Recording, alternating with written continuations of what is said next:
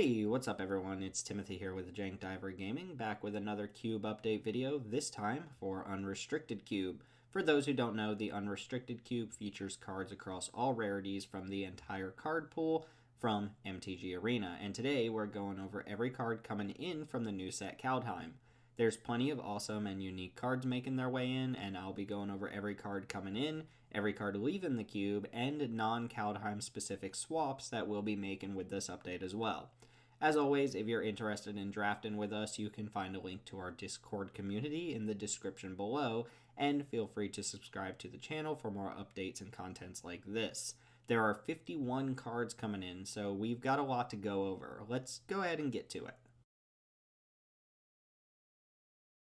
To kick things off, if you watch the update to the Peasant Cube, this first change should come as no surprise to you. Usher of the Fallen will make an appearance in the Unrestricted Cube as well, this time replacing Healer's Hawk. The Hawk is nowhere near as prevalent of a threat in this more powered up environment and loses a lot of its luster when you cut out the blue-white flyers theme and the green-white counters theme that show up in the Peasant Cube. Here, it's just a small annoyance that the white aggro deck can play on turn 1, but it's far from a real threat. Usher is likely the best 2-1 for 1 that we have access to, and everything we said about this card plus the boast mechanic can be echoed here as well. I won't go into full detail about this card a second time, but just know that the white aggro decks thrive off of their 2 power 1 drops, and Usher of the Fallen has claimed the mantle as one of the best versions of that card that we've ever seen. Alright, enough of the small fries. We came here to see rares. Let's see some rares. Raidane, God of the Worthy, is our first of many gods from Kaldheim that we'll be playing with, taking the place of Minister of Obligation, which, if you recall, was a placeholder from a previous mini-update until we found something a little more exciting to take its place. You can ignore the snow text on Raidane and focus on the 2-3 Vigilant Flyer that taxes your opponent's more expensive non-creature spells. An opponent trying to wrath your board or drop a powerful planeswalker is going to have to pay a price to do so, and with Raidane on board, you can delay most sweepers for a full 2 turns at least, all while attacking with a reasonably efficient threat. In aggro mirror matches against creature-based decks, you might cast the back half Valkyria more often than you'd expect, since reducing all damage you and your permanents take, as well as taxing your opponents for targeting your cards, combine to give you a potent form of protection. The effect is more powerful than it reads and gives you more flexibility on an already great creature. The front half is fantastic against control, and the back half is great against creature matchups, so Raidane will have a role to play regardless of what you're up against. Sigrid God-Favored is up next, replacing Fairgrounds Warden. The Warden has been okay, but it's overshadowed a bit by Apparition Spirit and Deputy of Detention, and it feels like a card that wouldn't hurt us if it left the cube, and Sigrid has a comparable ability to fill those shoes. Sigrid plays out much more reactively than the Fairgrounds Warden, since Sigrid only exiles creatures in combat, but the 2-2 First Strike body is better than the 1-3 body of the Dwarf, and the fact that Sigrid has Flash means that it functions as a bit of a combat trick too. It's more of a defensive card than an aggro one, but Fairgrounds Warden was never a fantastic aggro card anyway. We expect protection from god creatures to be a throwaway here, but I wouldn't be surprised if we saw that come up from time to time too, since it means Sigrid can block and attack through some of the other cards we'll be getting to later. I'm actually super stoked for this next one. Glorious Protector is replacing Emil the Blessed as a 4-drop with some flicker shenanigans attached to it. Emil's been a bit of a clunker, not necessarily bad, but hard to use as an engine the way we had envisioned. Glorious Protector's a bit different since it doesn't immediately flicker the creatures you want to reuse, but rather puts them back on the battlefield when it leaves play. This means Glorious Protector will play out less like a blink payoff and more like a way to blank removal, a la Restoration Angel. The Foretell is pretty juicy here too, since you can exile it on turn 2 and flash it in on turn 3, eating basically anything that was foolish enough to attack you that early in the game. I'd love this creature without Foretell, so I'm considering that gravy on top of what I already consider to be a house of a flash threat. Kaldheim keeps bringing the hits in white with Starnheim Unleashed coming in over Ajani, Adversary of Tyrants. Look, Ajani's decent. It pushes you farther ahead when you're already winning and helps you rebuy some creatures if your early start got disrupted. All in all, it's a fine planeswalker for your aggro decks. We just feel that the other white planeswalkers fill this role a bit better, and Ajani was the least drafted of 3 aggressive white planeswalkers. Starnheim Unleashed, however, is a borderline busted foretell card with the floor of being a 4-mana Sarah Angel, which carries some real weight even in the unrestricted environment. Obviously, you'd rather foretell this card and wait until later in the game to pump out multiple Angel tokens, but it's hard to envision a scenario where you did something wrong with Starnheim Unleashed. Whether you cast it straight up or foretell it out on turn 3, you're getting a good threat on board, and later in the game, this card will be unbeatable if your opponent doesn't present a board wipe immediately. It's an incredible early game threat, which doubles as a fantastic late game finisher, so it was a pretty clear include. We are going to up the number of white sweepers by 1 with Doomscar, not because we think we need another sweeper necessarily, but rather because we don't think it'll hurt too much, and we like our other options a bit too much at the moment to part with one. We originally speculated that Dawn of Hope would be a good piece of sideboard material for white decks to bring in against control decks, but the data shows that our players aren't interested in taking the card, and I've personally had a couple instances where I've had access to Dawn of Hope and it didn't feel like the right fit for the current matchup even out of the sideboard. It's out, and in its wake is Doomscar, one of the best unconditional wraths I've ever seen. At 5 mana, it's your run-of-the-mill sweeper. You'd expect to get some bonus on a 5 mana sweeper for it to be cube worthy, as is the case with the life gain from Fumigate, but Doomscar gives you something potentially better in the form of being a foretell card. It only costs 3 mana to cast this from exile, which means if you can safely get this card exiled early in the game, you'll be able to wrath the board on any turn moving forward at an extremely efficient cost. Sometimes you fire it off on turn 3 to stop your aggro opponent dead in their tracks, whereas with a different sweeper you would have taken another big hit or two before getting to cast it. It's difficult to play against too, since an opponent with white mana and an exiled foretell card could always be hiding Doomscar, which means you have to be cautious about how quickly you deploy your creatures. I'm excited about the prospect of this sweeper, and I think it'll outperform the ones we already have. Rounding out our new cards in white is Halvar, God of Battle, and with this inclusion, we should mention that we're going to try to actively support an equipment sub-theme in our Boros section. Halvar is a critical part of this decision since the card essentially is a split card between equipment payoff and actual equipment. Sword of the Realms is a powerful piece of equipment, and Halvar is a real threat on his own as a 4/4 for 4 that will occasionally give a creature double strike. Note that Halvar doesn't exactly auto-equip creatures, but rather moves equipment around if it's already equipped to a creature, which still counts as cheating equip costs to some extent. You'll see a fairly large number of additions to the cube with this update that point towards a Boros equipment deck, and we just want to point out that this is a bit of an experiment for us.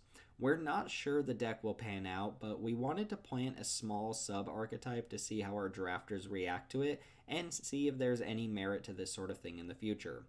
Momentary Blink was a nod to a possible Blink deck with the Azorius section, but it's a bit too all-in of a strategy for our tastes, and while it holds its own, we're less interested in pushing the theme than we were before, so we're going to take it out to de-emphasize the existence of a full-on Blink deck.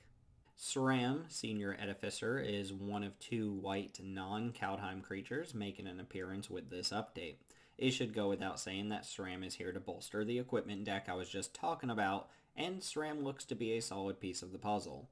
Perhaps the best thing going for Sram in this regard is that he's not an appealing card for decks that don't care about equipment, so he should be easy to pick up during the draft and rewards you for doing the thing we're looking for the Boros equipment deck to do, that is, play equipment.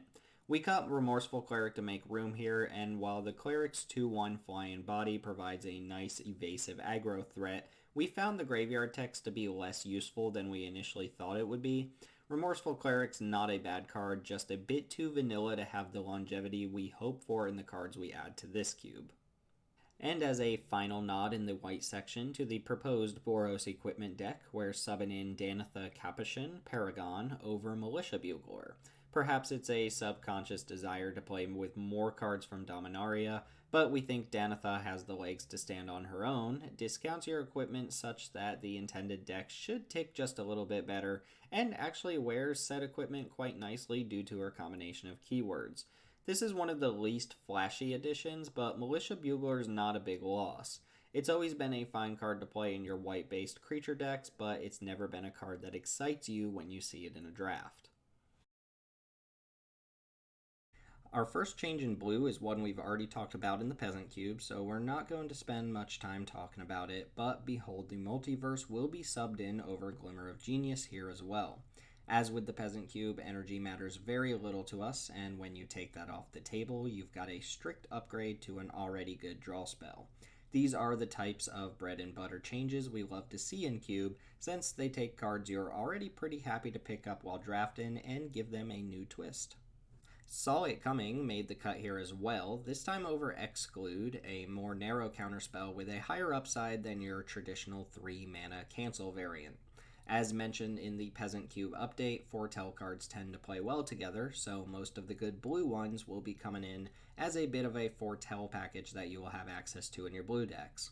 I like that the singleton nature of Cube means there are some interesting situations where you deduce what foretell cards your opponents are hiding based on information you might already have. For example, if you've got all the other blue foretell cards in your deck except Saw It Coming, and your blue opponent exiles a foretell card, well, you have a bit more info to work on than you might in a typical retail draft. Regardless, Saw It Coming should be a fun addition to the blue counterspells we have access to. Well, fun for someone, maybe not the person getting their spells countered.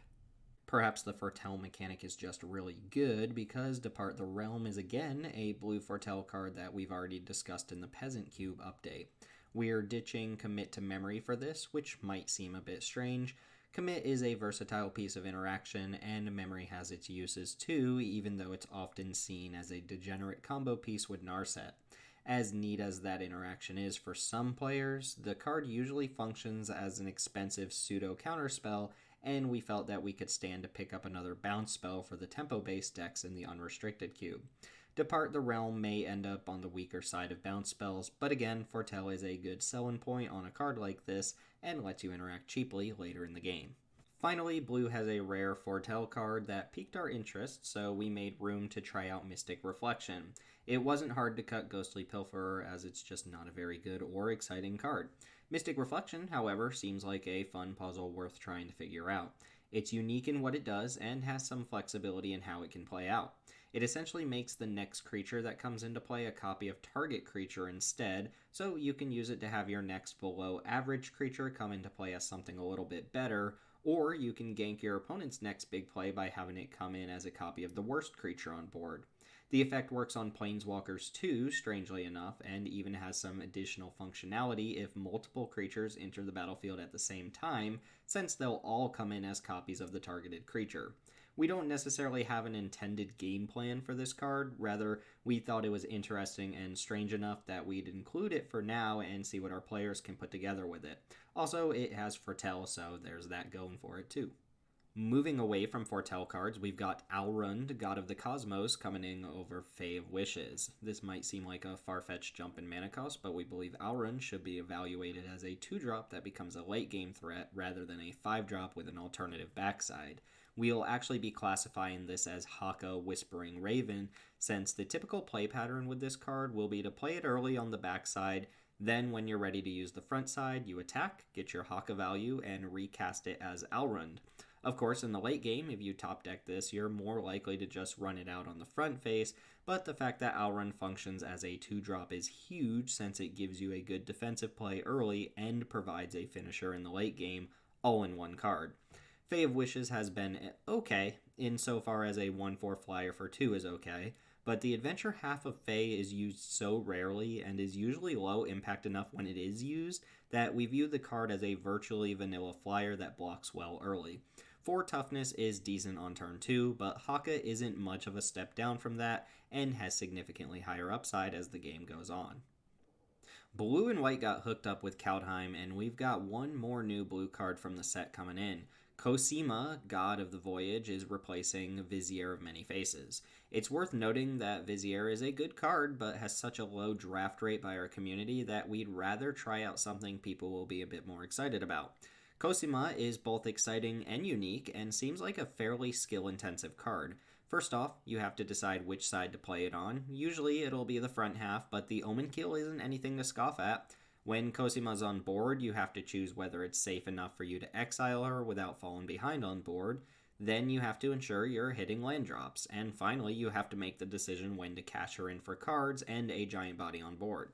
There's a lot of branch and decisions to be made with the card, and it's high risk, high reward. Cosima's a little on the complicated side, but the trouble seems worth it, and the card is so different from anything else we're playing that it at least deserves a test run. Moving away from Kaldheim cards, we've got a quick swap of Stolen by the Fae over Entrancing Melody. This is more of a personal change since I felt that we're currently running one too many control magic variants.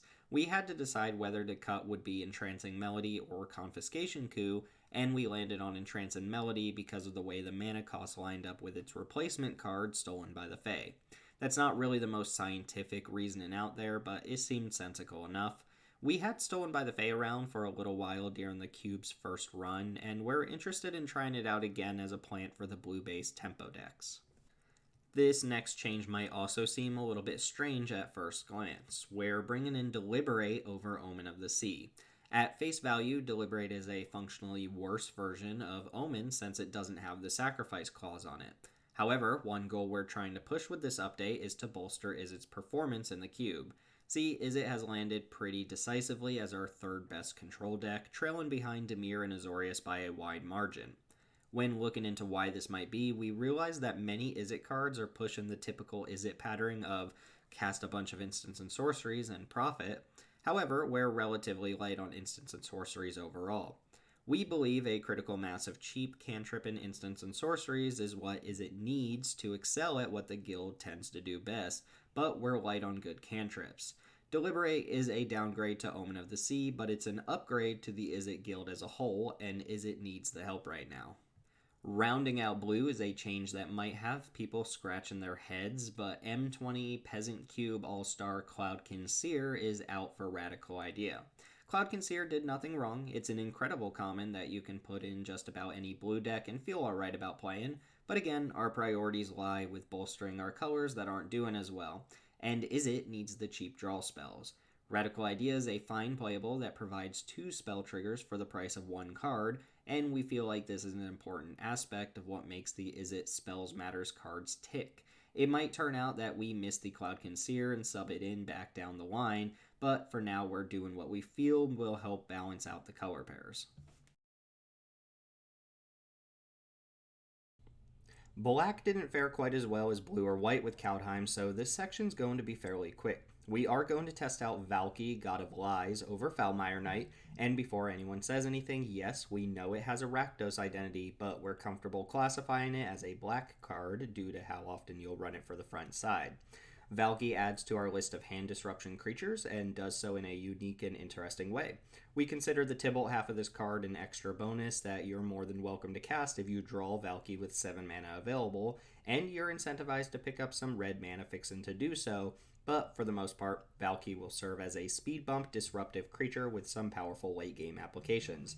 Foulmire Knight's been a fairly unimpressive card in the Unrestricted Cube, as the 1/1 Death Touch body just isn't a problem for so many decks, so it's out for something just a bit spicier.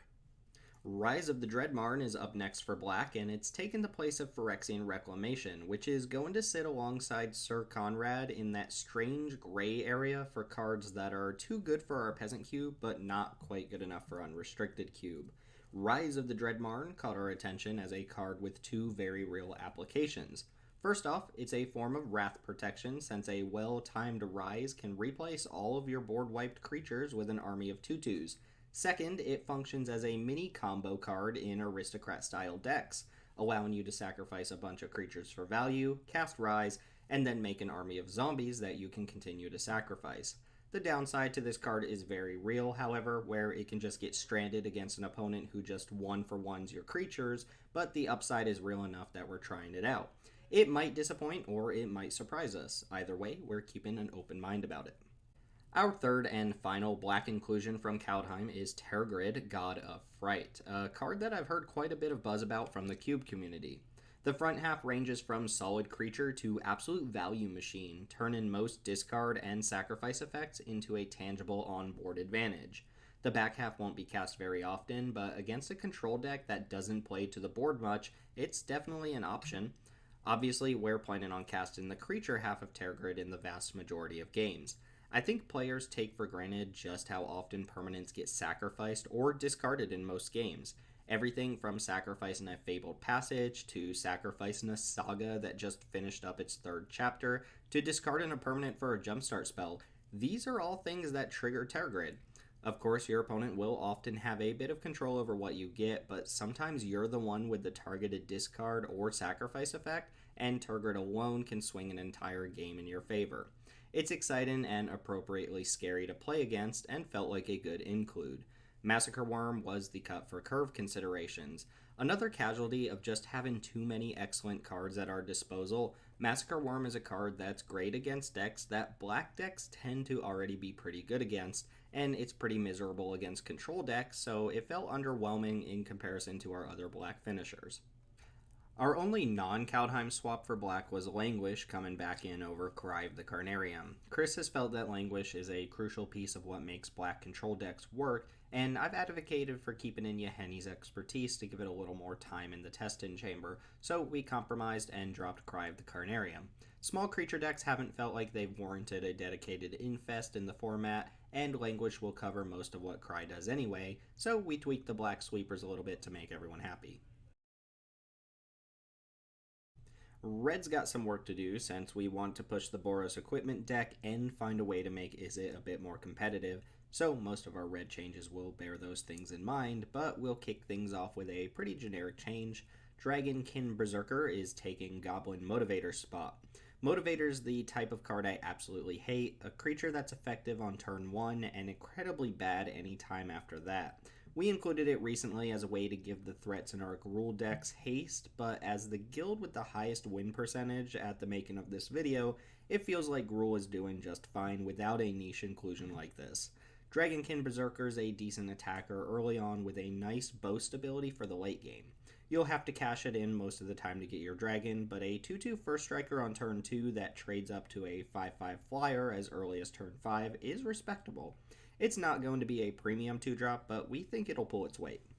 Demon Bolt is another inclusion to give Izzet a larger density of interactive spells, and Runaway Steamkin was the creature we chose to cut for it.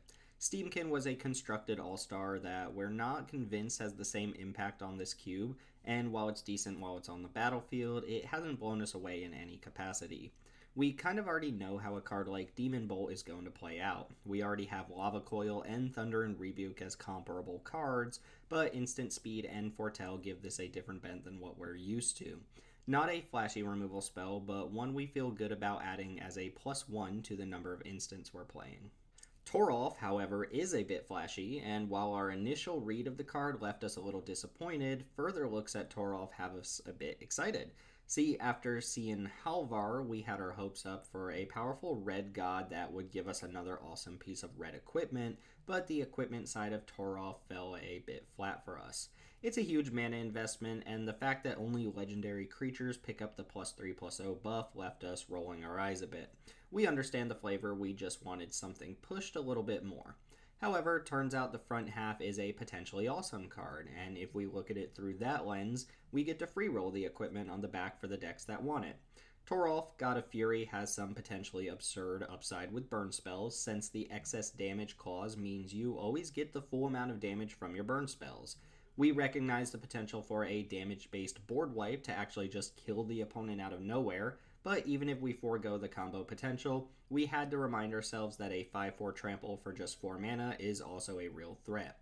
All in all, Torolf's got some very high upside, and the equipment gives it a completely different game plan for the games that warrant it. Combustible Gearhulk has not been main decked a single time since its inclusion, and the more we play, the more we recognize that red just doesn't need that many late game mana intensive threats. Speaking of late game mana intensive threats, we dropped Drakuseth for Fireblade Charger. It's a pretty drastic drop on the curve, but Dracoseth is another dud that hasn't been a desirable draft pick. Ramp decks tend to veer towards the big green threats, and Reanimator isn't a reliable or fully supported archetype, so that leaves Dracoseth without much of a home here. Fireblade Charger plays into our Boros equipment deck perfectly, and even holds its own as a solid 1-drop in other red decks. It's a pretty unassuming card, but the text box works well with what we're trying to do with this update, so it's definitely worth a shot. Kargan Intimidators making a second appearance in this cube over Goblin Cratermaker. Intimidator has some warrior text that makes it read like it's worse than it actually is, since a lot of the tribal potential of the card is lost on us, but it plays out well enough in a vacuum that we're going to try it out one more time. Intimidator also came out at the same time we included the Kaladesh vehicles, and we noticed that not many red creatures can effectively crew the Crew 3 vehicles in the earlier stages of the game. Intimidator gives us an aggressive 3-1 body in red, which isn't something we actually have right now, so we'll see if he's any better this time. Cratermaker is also a fine card for what it's worth, but Heartfire Immolator almost always does a better job at the same type of effect, and Cratermaker's artifact destruction ability comes up so infrequently that it's not a strong sell for keeping the card in. Our last two red changes will see a small restructuring in the red sweeper section of the cube. The first is Sweltering Suns over Anger of the Gods. Turns out, exile effects aren't a high premium in the Unrestricted Cube, and none of the graveyard decks are anywhere near out of hand enough to call for mass exile, so this is a pretty easy swap between 3 damage sweepers. We also feel like Sweltering Suns is a card you should be happy to put in your main board most of the time, since it cycles in matchups where a sweeper won't do you much good. Anger of the Gods feels more appropriate as a sideboard sweeper, and while that's not a problem, we'd rather run the card that people will feel better about main decking more often. And finally for red, we've got what I consider to be a speculative change that might help solve our Is It problem in a big way. Immolate and Gyre is coming in over Hour of Devastation. Immolate and Gyre is a jumpstart sweeper that we passed over initially, but it feels like a perfect fit for Is It, especially with us focusing on increasing the instant and sorcery density in the cube. See, red has 2 big sweepers right now, Storm's Wrath and Hour of Devastation. While they're both effective sweepers, they have a drawback of hitting your planeswalkers, which means you'll often kill your own planeswalkers when casting one of these sweepers. If you're in an Azorius or Dimir control deck, you can cast a sweeper and continue to take advantage of any planeswalkers on board. But it's hard for Is It to maintain a command and board presence in the same way when you cast one of these big red sweepers. To mitigate this problem, we're testing out Immolate and Gyre, which asks a bit more of you than Hour of Devastation, but rewards you for putting in the work. If you draft a spell-dense deck, Immolate and Gyre functions as a one-sided board wipe for your opponent's creatures and planeswalkers while leaving yours untouched. It's a little less consistent, but we believe it'll push players to draft Is It decks the way they need to be drafted to be successful. For the record, we decided to keep Storm's Wrath over Hour of Devastation because Is It has quite a few cards that survive the 4 damage swing. Things like Niv Mizzet, Murmuring Mystic, Kefnet, and Saheeli all die to Hour of Devastation, but live through Storm's Wrath. Green's going to be pretty quick overall, with 5 new cards coming into the section. Old Growth Troll is a beating of a new green creature, and we're ridding ourselves of Scoot Swarm to clear the way. Scoot Swarm's a bit of a non-offender that doesn't really fit any particular green build well. You can play the card and it'll have an impact on most games, but it's not a high priority pick and landfall isn't a heavily supported theme. It's pretty easy to understand why Old Growth Troll is as good as it is though. It's an exceptionally overstated trampler that can come down as early as turn 2 with the right draw. It must be dealt with when played on curve, and when it is answered, it turns into a ramp piece, which can later on down the line be cashed in for another beater. It's almost the quintessential green creature, doing everything you want in the color all in one powerful package, and it felt like a no-brainer to include. Battle Mammoth's another no-brainer, as it's another overstated chonker that will usually pay you off when it gets answered. The fact that Battle Mammoth can come down as early as turn 4 is kind of just ridiculous, and I can see games end into an early Battle Mammoth quite easily. Of course, green can't always give up its second turn to foretell, but even so, it's pretty easy to cast a Mana Dork on turn 2 and just cast the Battle Mammoth straight up on turn 4. As powerful as this card is, it's worth noting that there's real competition in the 5 drop slot for green, but we felt okay removing Tendershoot Dryad. It was a fairly new addition and perhaps deserves a little more time in the spotlight, but it's the most off brand green creature in the 5 drop slot, so we nixed it for something we knew was going to perform. The next two are a little interesting because they're as close to quote unquote cube creator picks as we're going to get. I wasn't a big fan of In Search of Greatness, but Chris thinks there's some potential to this card, and we're going to give it a shot. It's got a lot of weird text, and it might not pan out in every single game where you get to cheat a good creature into play, but when you do, it's going to be amazing. Plus, as Chris noticed, it does refund you a little bit with a Scry 1 every turn that you don't manage to put something into play, and that's not nothing. There's very high upside here, and there's real downside too, but you never know how these things will play out until you try them. Guardian Project was a big miss for us. Some of our players like the card, but it's looked bad from my perspective. Rarely does it go off, and I've never seen it draw more than a couple cards in any given game. A delayed divination is not a good fail case for this sort of card, and green has so many better options for card advantage, so in our never-ending search for greatness, we decided to cut Guardian Project. Essica, God of the Tree, is kind of the reverse situation. I don't think I managed to sell Chris on this card, but I'm so personally enamored by the back half of Essica that I advocated for trying her out. See, the problem is that she's worse on the front half than many of the other 3-drop mana producers we're already playing, and the back half of the card is a bit of a Timmy pipe dream. Still, I've got a little bit of a Timmy inside me, and the idea of playing a busted 5-color value enchantment sounds awesome to me. Honestly, multicolored decks are viable, sometimes even actively good in this cube, so it's not as outlandish as it seems. Ultimately, I think the front half is solid enough that it's a nice way to sneak a cool 5-color payoff into the cube without having to completely upend things. For what it's worth, Merfolk Branchwalker was the cut.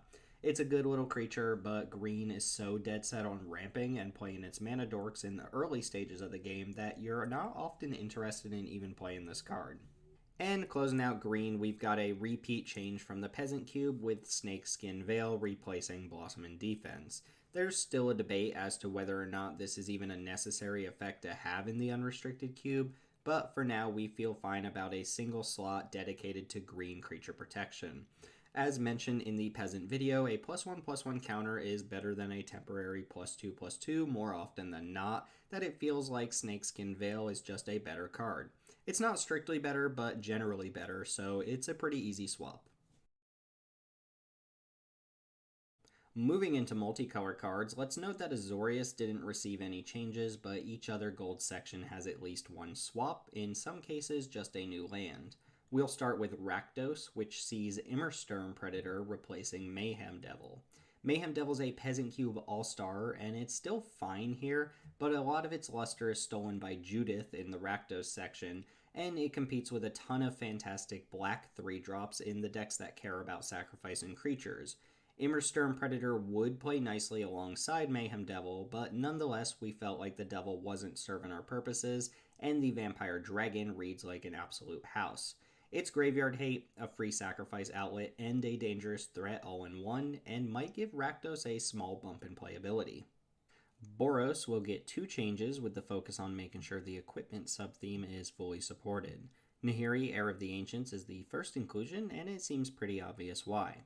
It's a payoff for having a bunch of equipment in the deck, and it doesn't hurt that she will occasionally find warriors off the top of your deck as well. She's not the most powerful planeswalker in a vacuum, but we have a goal in mind that she plays towards perfectly, so we'll see if it works out.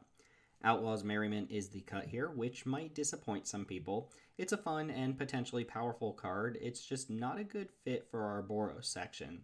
It's not an exceptional aggro card, and while we've seen Boros control decks pop up, it's not commonplace enough for us to feel like we need to support that playstyle in the color pair. Akiri, Fearless Voyager, is the other equipment payoff for Boros. Akiri as a standalone creature is just fine, but even one cheap piece of equipment can turn Akiri into a hard-to-kill threat and a value engine all in one. We're less sure about Akiri than we are about Nahiri, but it seemed like a good fit for the deck, and if it doesn't work out, we've got other options we can sub in instead. Justice Strike was cut to make room. Red is so overloaded with good, cheap removal spells that Justice Strike felt unnecessary taking up a gold slot in an aggro color pair. It's not that Justice Strike's bad, it's just replaceable with monocolored cards. A quick look at the Dimir section will show you that it's a little on brand with what it typically does, and the new saga King Narfi's Betrayal fits that bill perfectly. While Azorius is the control deck that wants to remove threats from the board, Dimir wants to steal those threats and use them to win the game. Narfi's Betrayal looks to be a fun way to do exactly that, and seems like another potentially skill-intensive card worth trying out. It can steal creatures and planeswalkers, and when all is said and done, it's quite a bit of value for a 3-mana saga. We cut Drown in the Loch, which is versatile and efficient in the late game, but not irreplaceable in deck building. Dimir decks tend to have plenty of counter magic and removal at their disposal, so Drown in the Loch wasn't doing anything special, it was just serving the role of the potent late game 1-for-1. Orzhov's always a tough section to parse out, but Kaya has us interested, and Corpse Knight was the casualty we found to make room for her. She's got an obnoxiously good +1 ability that makes it very hard to get through to her, and at the very least functions as an expensive removal spell if dealt with the turn after she comes down. Orzhov doesn't typically play out as a dedicated control deck, but it certainly can, and Kaya might promote that a bit more. I expect she'll be popular in Esper decks splash in one of her colors, but regardless of how players end up playing her, she'll have a real impact on games once she's on board. Corpse Knight's a solid aggro creature that can stack up damage throughout a game, but a cut had to be made, and alas, Corpse Knight was that cut. Between the Peasant Cube and the Unrestricted Cube, we'll be playing every new Selesnya card from Kaldheim. The one we pick up here is Battle for Bredegard, an interesting token producer that duplicates each unique token you control on its final chapter. Rhys the Redeemed has had its moments, but not many, and Battle for Bredegard is doing a more interesting impression of Rhys. It'll be interesting to see how this saga works with other token producers, and we feel that there's enough token generation floating around that it should do something a little more impressive than what's advertised on the card. Golgari is another underperforming color pair in the cube, and perhaps it deserves the same amount of attention we're trying to give Izzet and Boros with this update, but one step at a time. For now, we're making 2 swaps in this section, first of which is Seraph, Realm Eater over 4-mana Vraska. We're a little disappointed that Baby Vraska has performed so abysmally, but whether it's a product of the environment or something else entirely, it's clear that she's not a winner.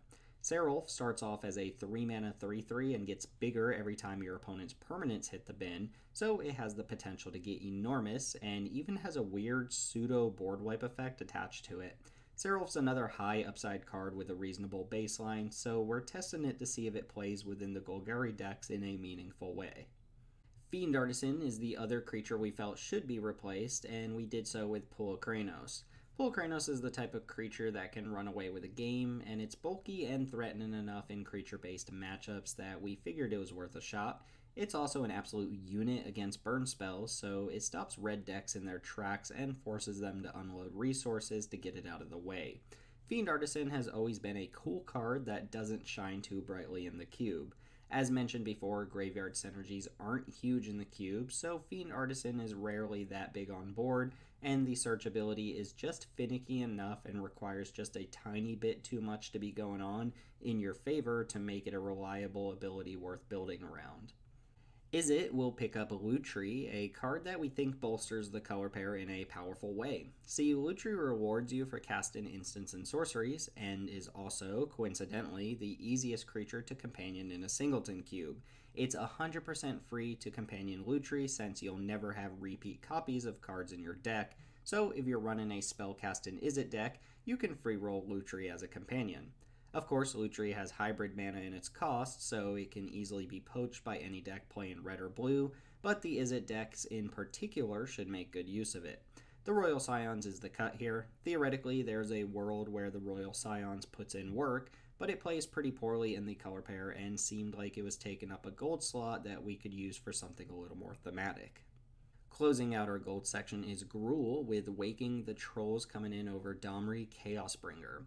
4-mana Domri reads like he ought to be a good source of ramp and card advantage for Gruul decks, but the data shows that he's performing quite poorly in the color pair with the highest win percentage. That means that Gruul doesn't necessarily need any help, but we want to try out Waking the Trolls. The potential to ramp this land destruction out fairly quickly means it might end up causing its fare of non games, but we don't think that'll be common enough that we're not going to at least try this out. The effect is powerful and unique to the cube and rewards players for playing a specific type of ramp card, namely the ones that fetch more lands. If the land destruction effect becomes a problem, we'll probably end up cutting it. We just don't anticipate that being too big of a deal. We've got a few colorless cards to talk about before wrapping up, but let's do these next two together. Kaldheim finished the cycle of Pathway dual lands, but we've only included the pathways in color pairs that really care about having untapped mana early in the game. Aggro and Tempo colors received a pathway, while the control colors kept their Scryland instead. We're including the Rakdos and Simic pathways, but not the Azorius and Izzet pathways.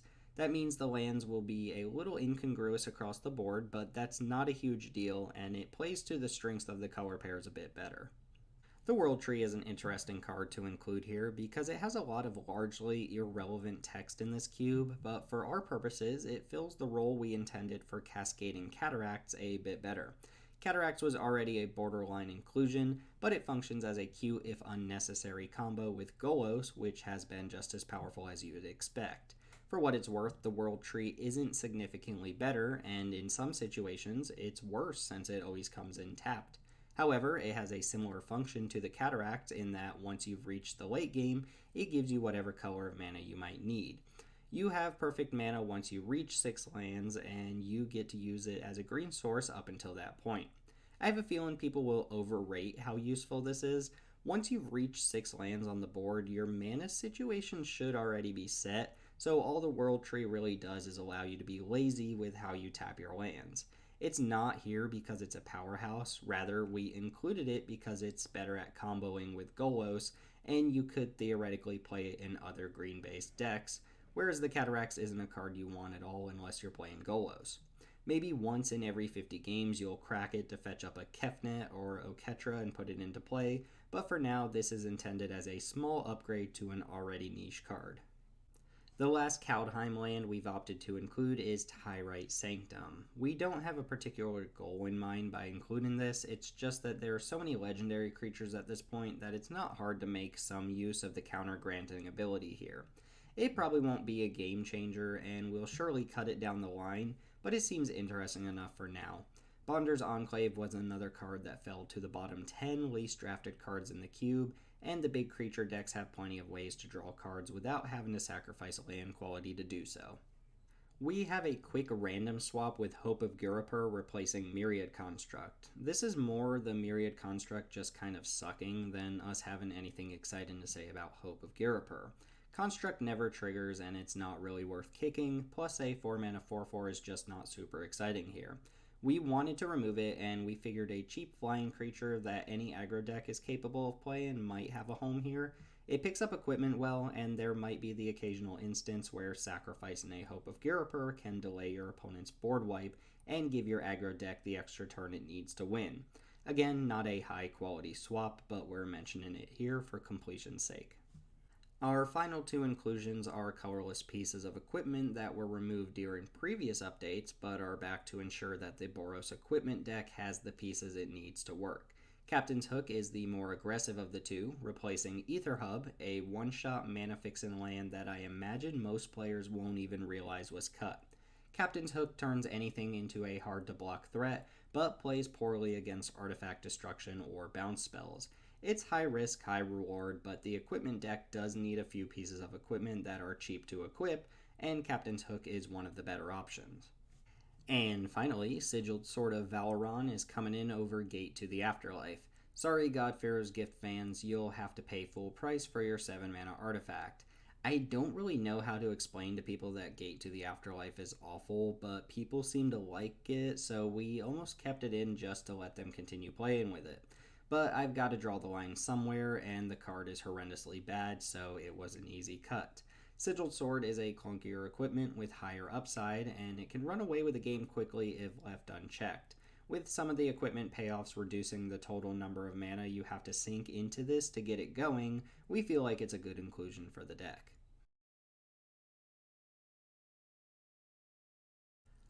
Wow, that's everything. This video is likely pretty long, so if you're still here for the outro, kudos to you and thanks for hanging out. We got way more from Kaldheim than we anticipated, given how parasitic some of the set mechanics are, but the Unrestricted Cube is about to see a bit of a shakeup. As always, if there's something you were expecting to see or have any suggestions of cards you would like to see, feel free to comment below.